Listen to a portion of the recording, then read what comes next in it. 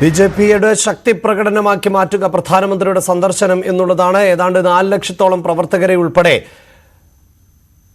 തൃശ്ശൂരിലേക്ക് എത്തിക്കുവാനുള്ള പ്രവർത്തനങ്ങൾ ആയിരുന്നു നടന്നുകൊണ്ടിരുന്നത്. അതിൽ തന്നെ 2 ലക്ഷം വനിതാ പ്രവർത്തകരെ ഉൾപ്പെടെ പങ്കെടുപ്പിക്കുക എന്നതായിരുന്നു ബിജെപിയുടെ ലക്ഷ്യം. ആ നിലയിലുള്ള പ്രവർത്തനങ്ങൾ, അതിന്റെ ഔട്ട്പുട്ടാണ് നമുക്ക് അല്പസമയത്തിനകം അറിയാൻ സാധിക്കുക. ടോമിലേക്ക് വീണ്ടും പോകുമ്പോൾ, നേരത്തെ ടോം പറഞ്ഞു വെച്ച കാര്യങ്ങൾ, അതായത് മണിപ്പൂർ ഉൾപ്പെടെയുള്ള വിഷയങ്ങൾ ദേശീയ തലത്തിൽ ചർച്ച ചെയ്യപ്പെട്ട ഒരു സാഹചര്യം ഉണ്ടാകുന്നു. ക്രിസ്ത്യൻ മെജോറിറ്റിയുള്ള സംസ്ഥാനങ്ങൾ, ഇപ്പോൾ മിസോറാമോ അല്ലെങ്കിൽ ഗോവയോ പോലുള്ള പല സംസ്ഥാനങ്ങളും ഉണ്ടെങ്കിൽ ജനസംഖ്യ ആനുപാതികമായി നോക്കുമ്പോൾ കൂടുതൽ ക്രിസ്ത്യൻസ് ഉൾപ്പെടെ ഉള്ള സംസ്ഥാനം ആണ് കേരളം. ഇസ്രായേൽ പലസ്തീൻ വിഷയം ഉണ്ടാകുമ്പോൾ അതിൽ രാജ്യത്ത് തന്നെ ഏറ്റവും കൂടുതൽ പ്രതിഷേധങ്ങൾ ഉണ്ടാകുന്ന നാടാണ് കേരളം. അതുകൊണ്ട് തന്നെ കേരളത്തിലേക്ക് പ്രധാനമന്ത്രി എത്തുന്നു. അവിടെ പ്രധാനമന്ത്രി പറയുന്ന പ്രസംഗം, അവിടുത്തെ BJP പ്രവർത്തകരുടെ പങ്കാളിത്തം, ഇതെല്ലാം കേരളത്തിനപ്പുറത്ത് ദേശീയ തലത്തിലടക്കം ശ്രദ്ധിക്കപ്പെടുന്ന ഒന്നാണ്. കാരണം ഇതുവരെയും കേരളത്തിൽ നിന്ന് ഒരു ലോക്സഭാ അംഗത്തെ അയക്കാൻ BJPക്ക് സാധിച്ചിട്ടില്ല. അങ്ങനെ ഒരു സാഹചര്യത്തിൽ തെരഞ്ഞെടുപ്പ് മുന്നിൽ നിൽക്കുന്ന പശ്ചാത്തലത്തിൽ പ്രധാനമന്ത്രി എത്തുന്നു എന്നത്, അതുകൊണ്ട് തന്നെ ഏറ്റവും കൂടുതൽ ആളുകളെ ഈ ചടങ്ങിലേക്ക് എത്തിക്കുക എന്നതാണല്ലോ BJPയുടെ ലക്ഷ്യം, അതിന്റെ രാഷ്ട്രീയവും.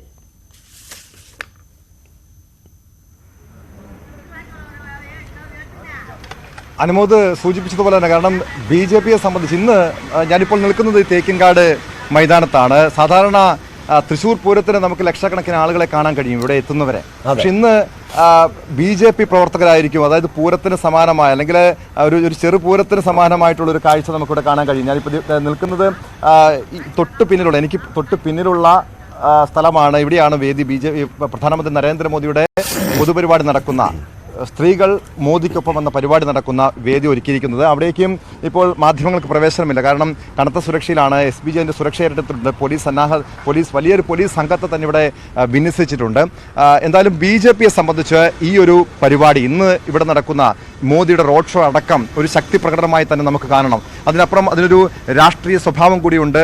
സാധാരണ സ്ത്രീകൾ, ഈ വനിതാ ബില്ലടക്കം സ്ത്രീകൾക്ക് അനുകൂലമായ രീതിയിൽ പല പദ്ധതികളും വിഭാവനം ചെയ്ത ശേഷം അതിൻ്റെ ഒരു നന്ദി പ്രകടനമായി ആണ് ഈ പരിപാടി ഇവിടെ സംഘടിപ്പിക്കുന്നതാണ് BJPയുടെയും അതോടൊപ്പം മഹിളാ മോർച്ചയുടെയും അവകാശവാദം. പക്ഷെ അതിനപ്പുറം ഒരു മോദിയുടെ ഒരു രാഷ്ട്രീയ പ്രചാരണ പരിപാടി, BJPയുടെ രാഷ്ട്രീയ പ്രചാരണ പരിപാടിയെ തന്നെ ഇതിനെ കാണേണ്ടി വരും. അതിനപ്പുറം സ്ത്രീകളുടെ പരമാവധി പിന്തുണ ആർജിക്കുക, ന്യൂനപക്ഷങ്ങൾക്കിടയിൽ ഒരു സ്വാധീനം വളർത്തുക, ഹൈന്ദവ വോട്ടുകൾ കൃത്യമായി ഏകോപിപ്പിക്കുക, അങ്ങനെ പല തരത്തിലുള്ള നീക്കങ്ങൾ നടക്കുന്നുണ്ട്. പ്രത്യേകിച്ചും നമുക്കറിയാം, ഈ ഹിന്ദി ഹൃദയഭൂമിയായിട്ടുള്ള രാജസ്ഥാനിലും മധ്യപ്രദേശിലുമൊക്കെ BJP വിജയം നേടിയൊരു പശ്ചാത്തലത്തിൽ കേന്ദ്രത്തിൽ ഒരു വിജയ തുടർച്ച ഉണ്ടാകും എന്ന ഒരു കണക്കുകൂട്ടലാണ് പൊതുവെ BJPയുടെ ക്യാമ്പിലുള്ള ആ ഒരു ആത്മവിശ്വാസമുണ്ട്. അതുകൊണ്ട് തന്നെ കേരളത്തിലെ പല ഹൈന്ദവ സംഘടനകളും NSSന്റെ SNDPയുടെ അടക്കമുള്ള നേതാക്കന്മാരും പ്രധാനമന്ത്രി നരേന്ദ്രമോദിയുമായി കൂടിക്കാഴ്ച നടത്താൻ അനുമതി ചോദിച്ചിരുന്നു. പക്ഷെ അതിനുള്ള ഒരു ഷെഡ്യൂൾ, അദ്ദേഹത്തിൻ്റെ ഈ ഷെഡ്യൂളിൽ അക്കാര്യങ്ങളൊന്നുമില്ല. മതമേലധ്യക്ഷന്മാരുമായിട്ടുള്ള കൂടിക്കാഴ്ചയില്ല. പക്ഷേ എന്തായാലും മറ്റ് വിവിധ സംഘടനകളുടെ ഒരു പിന്തുണ നേടാൻ വേണ്ടിയുള്ള നീക്കങ്ങൾ എന്തായാലും വരും ദിവസങ്ങളിൽ BJPയുടെ ഭാഗത്തുനിന്ന് ഉണ്ടാകും. കാരണം പരമ്പരാഗതമായി BJP കിട്ടുന്ന വോട്ട് കൊണ്ട് തൃശ്ശൂർ പിടിക്കാൻ കഴിയില്ല. തൃശ്ശൂർ മാത്രമല്ല, കേരളത്തിൽ ഒരൊറ്റ മണ്ഡലവും പിടിക്കാൻ കഴിയില്ലെന്നറിയാം. അതുകൊണ്ട് തന്നെയാണ് ക്രൈസ്തവ വിഭാഗങ്ങളുടെ വോട്ട്, അവരുടെ പിന്തുണ ലഭിക്കാൻ വേണ്ടിയുള്ള നീക്കങ്ങൾ ഉണ്ടാകുന്നത്. പല രീതിയിൽ ഇതിനു മുൻപ് കഴിഞ്ഞ കുറച്ച് കാലങ്ങളായി ഇതിനു വേണ്ടിയുള്ള നീക്കങ്ങൾ നടക്കുന്നുണ്ട്. ഏറ്റവും പ്രധാനമായിട്ട് വേണ്ടത് കേരളത്തിൽ, അതായത് തൃശ്ശൂർ അടക്കമുള്ള മണ്ഡലങ്ങളിൽ നിർണായകമായിട്ടുള്ളത് ക്രൈസ്തവ ന്യൂനപക്ഷത്തിൻ്റെ വോട്ടാണ്. ഇതിൽ കഴിഞ്ഞ കുറച്ച് നാളുകളായി ഇടത് പക്ഷത്തോടും അതോടൊപ്പം UDFനോടും വലിയൊരു അകൽച്ച പാലിക്കുന്നുണ്ട് കേരളത്തിൽ ഒരു വിഭാഗം ക്രൈസ്തവ വിശ്വാസികൾ. അതിൽ പല കാരണങ്ങളുണ്ട്. ഒന്ന്, അഭിലാഷ് സൂചിപ്പിച്ചതുപോലെ ഇസ്രായേൽ പലസ്തീൻ യുദ്ധവുമായി ബന്ധപ്പെട്ട് ഉയർന്നു വന്ന കേരളത്തിലെ പല പരിപാടികളും, അത് UDFും LDFും പലസ്തീന് അനുകൂലമായിട്ടുള്ള പ്രചരണങ്ങൾ നടത്തിയിരുന്നു, മാർച്ചുകൾ, റാലികൾ നടത്തിയിരുന്നു. അതിൻ്റെയൊക്കെ നീരസം ക്രൈസ്തവ വിഭാഗത്തിനിടയിലുണ്ട്.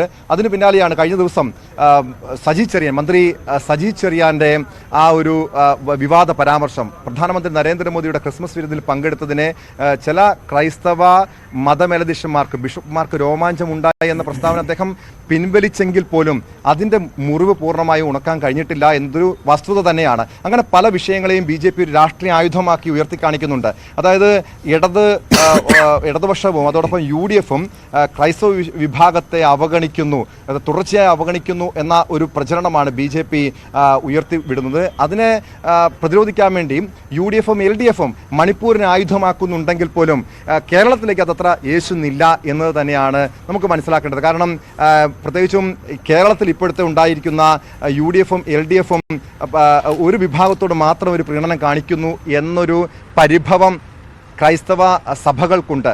അതിനെയാണ് BJP കൃത്യമായ ഒരു രാഷ്ട്രീയ ആയുധമാക്കിക്കൊണ്ട് അവർക്ക് പിന്തുണ ലഭിക്കുന്ന രീതിയിലുള്ള നീക്കങ്ങൾ നടത്തുന്നത്. ഈ ക്രിസ്മസ് ദിനത്തിൽ ക്രിസ്മസിനോടനുബന്ധിച്ച് സംസ്ഥാന അധ്യക്ഷൻ K. സുരേന്ദ്രൻ നടത്തിയിട്ടുള്ള ഈ ഭവന സന്ദർശനങ്ങളൊക്കെ നമ്മൾ ഏറെ ശ്രദ്ധിക്കേണ്ട ഒരു കാര്യമാണ്. പക്ഷേ അത് എത്രത്തോളം പൂർണ്ണമായും ക്രൈസ്തവ വിഭാഗങ്ങളുടെ വിവിധ ക്രൈസ്തവ വിഭാഗങ്ങളുടെ ഒരു പിന്തുണ ഉറപ്പാക്കാൻ കഴിയുമോ എന്നതാണ് നമ്മൾ നോക്കിക്കാണേണ്ടത്. പക്ഷേ ഒരു വിന്നിംഗ് പോസിബിലിറ്റി ഉണ്ടെങ്കിൽ തങ്ങൾ BJPക്ക് അനുകൂലമായി വോട്ട് ചെയ്യുമെന്നാണ് ഒരു വിഭാഗം ക്രൈസ്തവ വിശ്വാസികൾ, ക്രൈസ്തവ അൽമായ സംഘടനകളടക്കം നമ്മൾ കഴിഞ്ഞ ദിവസം പോലും നമ്മുടെ ചർച്ചയിൽ ചില ക്രൈസ്തവ നേതാക്കന്മാർ പോലും പങ്കുവെച്ചത്. പക്ഷേ അത്തരമൊരു പോസിബിലിറ്റി അത് തൃശ്ശൂരാണ് അവർക്കൊരു പ്രധാനപ്പെട്ട ശക്തി കേന്ദ്രമായതുകൊണ്ട് തന്നെ തൃശ്ശൂരിൽ BJPക്ക് പ്രത്യേകിച്ച് സുരേഷ് ഗോപിയാണ് സ്ഥാനാർത്ഥിയെങ്കിൽ സുരേഷ് ഗോപിക്ക് ജയിക്കാൻ കഴിഞ്ഞാൽ ഒരുപക്ഷെ അത് തീർച്ചയായും മറ്റ് മണ്ഡലങ്ങളിലും പ്രതിഫലിക്കാം, വരുന്ന നിയമസഭാ തെരഞ്ഞെടുപ്പിലും പ്രതിഫലിക്കാം. അതുകൊണ്ട് തന്നെയാണ് BJP കാടടച്ചുള്ള ഒരു പ്രചരണം തന്നെ നടത്തുന്നത്. കഴിഞ്ഞ 5 വർഷമായി സുരേഷ് ഗോപി മണ്ഡലത്തിൽ ക്യാമ്പ് ചെയ്യുന്നുണ്ട്. വിവിധ പദ്ധതികൾ അദ്ദേഹം ഇവിടെ ഇടപെടുന്നുണ്ട്, സാധാരണക്കാരുമായി ഇടപെടുന്നുണ്ട്. തൃശ്ശൂർ പൂരത്തിലൊക്കെ അദ്ദേഹത്തിൻ്റെ സജീവമായിട്ടുള്ള സാന്നിധ്യമുണ്ട്. തൃശ്ശൂരിലെ പല വീടുകളിലുമായി അദ്ദേഹം, അതായത് കഴിഞ്ഞ വർഷം അദ്ദേഹത്തിൻ്റെ ഒരു പൂർണ്ണ രാഷ്ട്രീയക്കാരൻ എന്ന നിലയിൽ സുരേഷ് ഗോപി രംഗത്തിറങ്ങിയത് കഴിഞ്ഞ ലോക്സഭാ തെരഞ്ഞെടുപ്പിലാണെങ്കിൽ ഇത്തവണ അദ്ദേഹം ഒരു അല്പം കൂടി ഒരു പാകപ്പെട്ട കൃത്യമായൊരു രാഷ്ട്രീയക്കാരനായി അവതരിക്കുകയാണ് ഈ വരുന്ന ലോക്സഭാ തെരഞ്ഞെടുപ്പിലേക്ക്. പല വിവാദങ്ങളും അദ്ദേഹത്തിനെതിരെ ഉയർന്നു വന്നിരുന്നു. നമുക്കറിയാം കോഴിക്കോട് മാധ്യമപ്രവർത്തകയെ അപമാനിച്ച സംഭവം, അതിനെതിരെ പോലീസ് സുരേഷ് ഗോപിക്ക് പ്രതി ചേർത്തുകൊണ്ട് കേസെടുത്തിരുന്നു.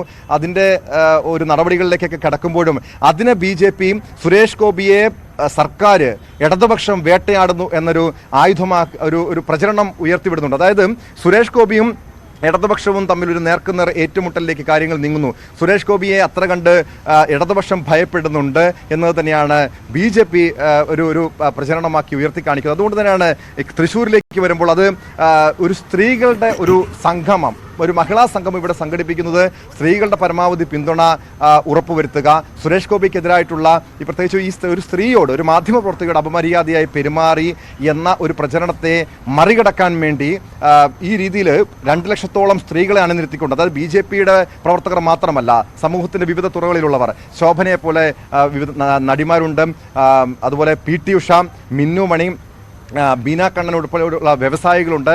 അങ്ങനെ പ്രമുഖരെ 1000-ഓളം വരുന്ന വിവിധ മേഖലകളിൽ പ്രതിഭകളായിട്ടുള്ള കഴിവ് തെളിയിച്ചവരെയാണ് ഇന്നത്തെ പരിപാടിയിൽ മോദിക്കൊപ്പം അവർ പങ്കെടുക്കുന്നത്.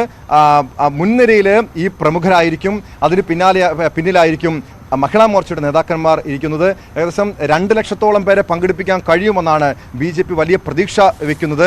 എന്തായാലും കേരളം ഉറ്റുനോക്കുകയാണ് എത്രത്തോളം BJPക്ക് ഈ നീക്കങ്ങൾ, ഈ വരുന്ന തന്ത്രങ്ങളൊക്കെ, ഈ പ്രചരണങ്ങളൊക്കെ BJPക്ക് ഗുണം ചെയ്യുമോ എന്നത് കേരളം ഉറ്റുനോക്കുകയാണ്. പ്രധാനമന്ത്രി നരേന്ദ്രമോദി വീണ്ടും കേരളത്തിലേക്ക് എത്തുകയാണ്. ഇത്തവണ തൃശ്ശൂരിൽ ആണ് എത്തുന്നത്, ശക്തന്റെ മണ്ണിൽ ആണ് എത്തുന്നത്, പൂരപ്പറമ്പിലേക്കാണ് അദ്ദേഹം എത്തുന്നത്. അതുകൊണ്ട് തന്നെ വലിയൊരു പൂരാവേശത്തോടു കൂടി തന്നെ പ്രധാനമന്ത്രി സ്വീകരിക്കാനുള്ള ഒരുക്കത്തിൽ ആണ് കേരളത്തിലെ BJP പ്രവർത്തകർ. ഇന്ന് ഉച്ചയ്ക്ക് 2 മണിയോടുകൂടിയാണ് പ്രധാനമന്ത്രി എത്തുകയും ചെയ്യുന്നത്. ഞങ്ങളുടെ പ്രതിനിധികൾ ആണ് തൃശ്ശൂരിൽ നിന്ന് വാർത്തകൾ നൽകിക്കൊണ്ടിരിക്കുന്നത്. വിനേഷ് കുമാറിലേക്ക് പോകുന്നു. വിനേഷ്, ഇവിടെ ലോക്സഭാ തെരഞ്ഞെടുപ്പ് കൂടി ആസന്നമായിരിക്കുന്ന ഒരു പശ്ചാത്തലം എന്നതിന് തന്നെയാണ് ഊന്നൽ നൽകേണ്ടത്. ഇതിപ്പോൾ വനിതാ സംവരണ ബിൽ നടപ്പിലാക്കാൻ പോകുന്നു. അങ്ങനെ ഒരു ബിൽ പാസാക്കിയെടുത്തതിൽ ഉള്ള നന്ദി പ്രകാശനം എന്നൊക്കെയാണ് എങ്കിൽ പോലും വളരെ കൃത്യമായി ശക്തി തെളിയിക്കുക, തെരഞ്ഞെടുപ്പിന് മുന്നോടിയായി ഉള്ള ഒരു ശക്തി പ്രകടനമായി പ്രധാനമന്ത്രിയുടെ വരവിനെ മാറ്റുക. ഇന്നലെ നേതാക്കൾ തന്നെ പറഞ്ഞത് ഇനിയും നിരവധി കേന്ദ്ര നേതാക്കൾ കേരളത്തിലേക്ക് എത്തും എന്നാണ്. അതിൽ നിന്ന് തന്നെ ഇത് കേവലമായ ഒരു വനിതാ സമ്മേളനമല്ല, മറിച്ച് തെരഞ്ഞെടുപ്പ് പ്രക്രിയയുടെ തുടക്കം എന്നും അതിൻ്റെ തുടർച്ച ഇനി സംസ്ഥാനത്തുണ്ടാകും എന്നും തന്നെയാണ് മനസ്സിലാക്കുക. സുരേഷ് ഗോപിയിലേക്ക് നമുക്ക് കൂടുതൽ ഊന്നൽ നൽകേണ്ടി വരുന്നത് അവിടെ സുരേഷ് ഗോപി മത്സരിക്കുന്നു, സുരേഷ് ഗോപിയിലൂടെ ലോക്സഭയിലേക്ക് ഒരു അക്കൗണ്ട് തുറക്കാൻ സാധിക്കും എന്ന വികാരം BJPക്കുണ്ട് എന്നാണ്. അപ്പോഴും ടോം പറയുന്ന വളരെ പ്രസക്തമായ മറ്റു കാര്യങ്ങളുണ്ട്. അവിടെ ക്രൈസ്തവ വോട്ടുകൾക്ക് വലിയ സ്വാധീനമുണ്ട്. 40% ക്രൈസ്തവ വിഭാഗത്തിൽപ്പെട്ടവർ ആണ്. ആ വോട്ട് ബാങ്ക് നിസ്സാരമല്ല. ആ വോട്ടിൽ വലിയൊരു ശതമാനം BJPക്ക് അനുകൂലമായാൽ മാത്രമേ അക്കൗണ്ട് തുറക്കാൻ സാധിക്കൂ. പക്ഷേ തൃശ്ശൂരിന് വേണ്ടത് സുരേഷ് ഗോപിയെ പോലെ ഒരാളെയാണ് എന്ന തരത്തിൽ ഒരു പ്രതീതി സൃഷ്ടിക്കാൻ ഇന്നത്തെ സമ്മേളനത്തിൽ ശ്രമമുണ്ടാകില്ലേ?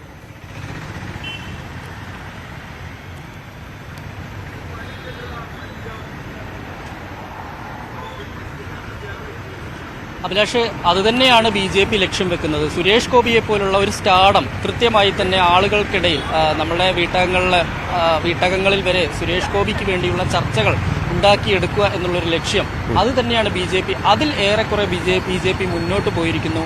അല്ലെങ്കിൽ അതിൽ പൂർണ്ണമായ അർത്ഥത്തിൽ വിജയമില്ലെങ്കിൽ പോലും ഏറെക്കുറെ മുന്നോട്ട് പോയിരിക്കുന്നു എന്നുള്ള കാര്യത്തിൽ തർക്കമില്ല. എന്തായാലും സുരേഷ് ഗോപിക്കുള്ള ഇപ്പോഴുള്ള ഇമേജ് അത് ഉയർത്തിക്കാട്ടുക, ആ സ്റ്റാർഡം ഉയർത്തിക്കാട്ടുക, അതുപയോഗിച്ചുകൊണ്ട് അത് വോട്ടാക്കി മാറ്റുക എന്നുള്ളൊരു ലക്ഷ്യം പ്രധാനമായുമുണ്ട്.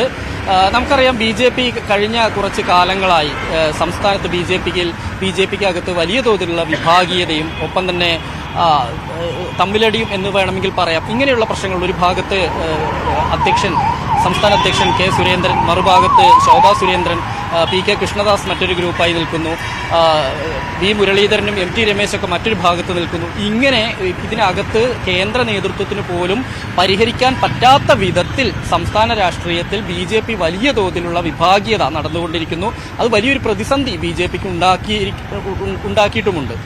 ഈ ഒരു സാഹചര്യത്തിലാണ് ഇപ്പോൾ ഇവിടെ പ്രധാനമന്ത്രി എത്തുന്നതും സുരേഷ് ഗോപി ഉയർത്തിക്കാട്ടുന്നത് സംസ്ഥാന നേതൃത്വത്തിനുള്ള ഒരു താക്കീത് കൂടിയായി നമുക്ക് വേണമെങ്കിൽ അങ്ങനെ അനുമാനിക്കാം. കാരണം സംസ്ഥാനത്ത് തന്നെ ഇവിടെ ശോഭാ സുരേന്ദ്രന്റെ പേര് ഉൾപ്പെടെ ഒരു സമയത്ത് തൃശ്ശൂരിൽ കേട്ടതാണ് നമ്മൾ. എന്തായാലും അത് അവരെല്ലാം തന്നെ മാറ്റി, അല്ലെങ്കിൽ ഇങ്ങനെയുള്ള ആളുകളെ, അതായത് സംസ്ഥാന നേതൃത്വം ഇങ്ങനെ വിഭാഗീയതയുമായി മുന്നോട്ട് പോവുകയാണെങ്കിൽ ഇത്തരത്തിൽ ആളുകളെ കൊണ്ടുവരാൻ കഴിയും. ഇത്തരത്തിൽ ആളുകൾക്കിടയിൽ, അതായത് സാധാരണ ജനങ്ങൾക്കിടയിൽ അറിയപ്പെടുന്ന ആളുകൾ, സെലിബ്രിറ്റികളായാലും അല്ലെങ്കിൽ മറ്റുള്ള ആളുകളായാലും ഇത്തരം ആളുകളെ കൊണ്ടുവരാൻ കഴിയും എന്നുള്ളൊരു താക്കീത് കൂടിയായി വേണമെങ്കിൽ നമുക്കിതിനെ കാണാം. എന്തായാലും ഇങ്ങനെ വിഭാഗീയതയുടെ പ്രതിസന്ധിയിൽ നിൽക്കുന്ന BJPക്ക് വലിയൊരു ഉണർവ് നൽകാൻ തന്നെയാണ് ഈ പ്രധാനമന്ത്രി തന്നെ എത്തുന്നത്. അത് പരമാവധി ഒരു ശക്തി പ്രകടനമായിട്ട് തന്നെ, അഭിലാഷ് പറഞ്ഞ പോലെ ഒരു ശക്തി പ്രകടനമായിട്ട് തന്നെയാണ് നടക്കുക. കാരണം ലക്ഷക്കണക്കിന് ആളുകൾ, 1 ലക്ഷത്തിനും 2 ലക്ഷത്തിനും ഇടയിലുള്ള ആളുകളെ പങ്കെടുപ്പിച്ചുകൊണ്ടുള്ള ഒരു പരിപാടി തന്നെയാണ് BJP സംഘടിപ്പിച്ചിട്ടുള്ളത്. എന്തായാലും അത്രയും ആളുകളെ പങ്കെടുപ്പിക്കാൻ കഴിയും എന്നുള്ള ഒരു വിശ്വാസവും BJPക്കുണ്ട്. ഇത് തൃശ്ശൂരിൽ നിന്ന് തുടങ്ങുക, തൃശ്ശൂരിൽ ഒതുങ്ങുന്നതല്ല BJPയുടെ രാഷ്ട്രീയം. മറിച്ച് കേരളത്തിൽ തങ്ങൾക്ക് വളരാൻ പരുവമായൊരു മണ്ണ് രൂപപ്പെട്ടു വരുന്നുണ്ട് എന്നുള്ളൊരു തോന്നൽ, അത് പ്രധാനമായും ക്രൈസ്തവ വോട്ടുകൾ ലക്ഷ്യം വെച്ചുകൊണ്ട് തന്നെയാണ്. സവർണ വോട്ടുകളും അല്ലെങ്കിൽ BJPക്ക് കാലങ്ങളായി കിട്ടുന്ന പരമ്പരാഗത വോട്ടുകളും മാത്രം വെച്ചുകൊണ്ട് എന്തായാലും BJPക്ക് മുന്നേറാൻ കഴിയില്ല. പക്ഷേ ക്രൈസ്തവ വോട്ടുകൾ നിർണായകമാണ്. ഞാൻ നേരത്തെ സൂചിപ്പിച്ച പോലെ തന്നെ 40% ക്രൈസ്തവ വോട്ടുകൾ ആണ് തൃശ്ശൂരിലുള്ളത്.